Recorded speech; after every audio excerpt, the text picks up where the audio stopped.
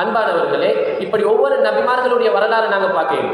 ஹஜ்ரத் அய்யூப் அலைஹிஸ்ஸலாம் அவங்க கிட்டத்தட்ட 18 வருட காலம் நோய்வாய்ப்பட்டிருந்தாங்க.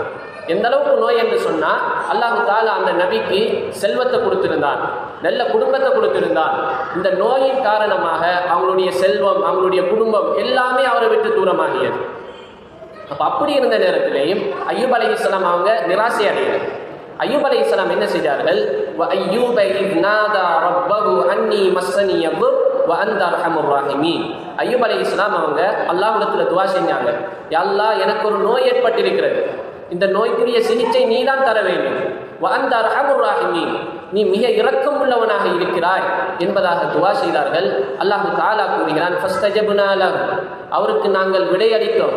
ஃபகஷஃப்னா மா பிஹி மின் துர்ரின், அவருக்கு எந்த நோய் ஏற்பட்டிருந்ததோ அந்த நோய்க்குரிய சிகிச்சையை நாங்கள் கொடுத்தோம். அது மாத்திரம் கிடையாது, வ ஆதைனாஹு அஹ்லஹு வ மிஸ்லஹு மஅஹும், அவருடைய குடும்பம், அவருடைய சொத்துக்கள் எதெல்லாம் அவரை விட்டு தூரமாகியதோ அந்த குடும்பம், சொத்துக்கள் எல்லாத்தையும் திருப்பி நாங்கள் அவருக்கு கொடுத்தோம். வ மிஸ்லஹு மஅஹும், அதையும் இரட்டிப்பாக கொடுத்தோம் என்பதாக அல்லாஹ் தஆலா குர்ஆன்ல கூறுகிறான்.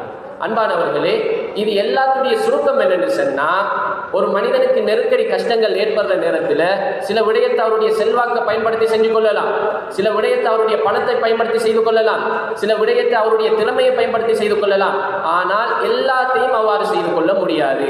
ஒரு மனிதனுக்கு ஒரு பிரச்சனை, நெருக்கடி வார நேரத்தில் அல்லாஹ் எதிர்பார்க்கிறான், அந்த மனிதன் அல்லாஹ்வின் பக்கம் வர வேண்டும். ஒரு மனிதர் அல்லாஹ்விடத்தில் ஒரு கஷ்டம் வார நேரத்தில் துஆ செய்யாமல்